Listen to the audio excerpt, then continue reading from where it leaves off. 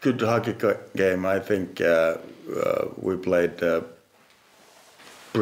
pretty much like we wanted to play, and played good hockey for sure.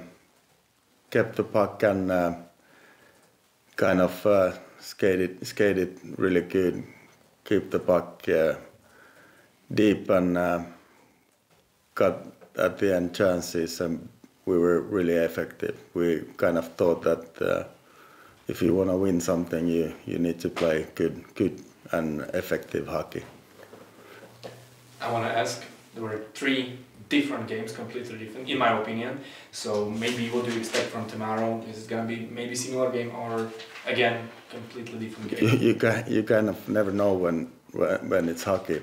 Some people think that they know that what's coming up, but you never know, and you have to be ready for everything or anything. So I think I can just assume that it's gonna be a tight playoffs game.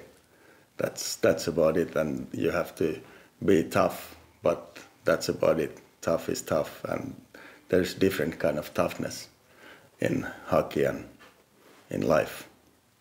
Ja myslím, že sme mali dobrý začiatok, aj dobrú prvú tretinu, bola tam aj energia, bola dobrá 20 minútovka, škoda toho nešťastného gólu, tej strely mimo brány, ktorý sme si sami vrazili. Ale od tej druhej tretiny sme stratili takú energiu, veľa vylúčených sme mali, nevedeli sme sa dostať vôbec do zápasu, stále keď už by sme sa aj chceli nadýchnuť, opäť prišlo vylúčenie a tam sme odohrali možno najhoršiu tretinu, 20 minútovku v tejto sérii. Keď som myslel, že zaplať pán Boh skončí 0-0, tak 9 sekúnd do konca sme dostali gól. V podstate sme dostali prvé 2 góly tesne pred koncom tretín, čo nikdy nie je príjemné.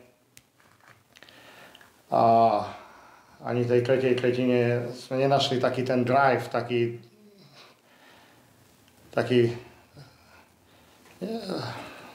jak by som to povedal, také slovíčko na to.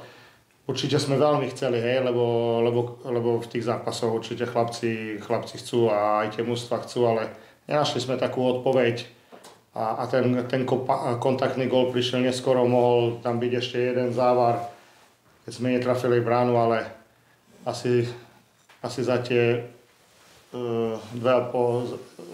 dve tretiny v podstate sme neboli lepším mužstvom.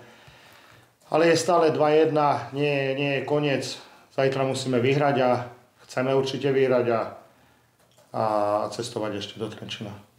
Ďakujem. Juraj, čo vlastne musíte zmeniť, keby ste boli zajtra úspešní podľa teba? Disciplínu. Určite. Jednoznačne. Ja by som sa chcel ešte opýtať, odhliadnúť od výkonov, bol to dobrý zápas jednej z druhej strany, čo sa týka brankárov, ale vašu voľbu, prečo ste sa dnes rozhodli pre Glosara a nie pre Juliana Žonku? Pretože máme dobrých brankárov, 2 kvalitných brankárov a rátame aj s tým, že mohlo by sa hrať na 4-5 zápasov. 4 zápasy sme určite už vedeli a tiež nie je jednoduché pre jedného brankára to odchytať. Takže potrebovali sme to rozdeliť, ale ja by som stále aj s mojím trénerským štábom sme sa radi išli do tej istej voľby. Tak nech sa trasie svet, bodíček a rýchly kol, ďalší super.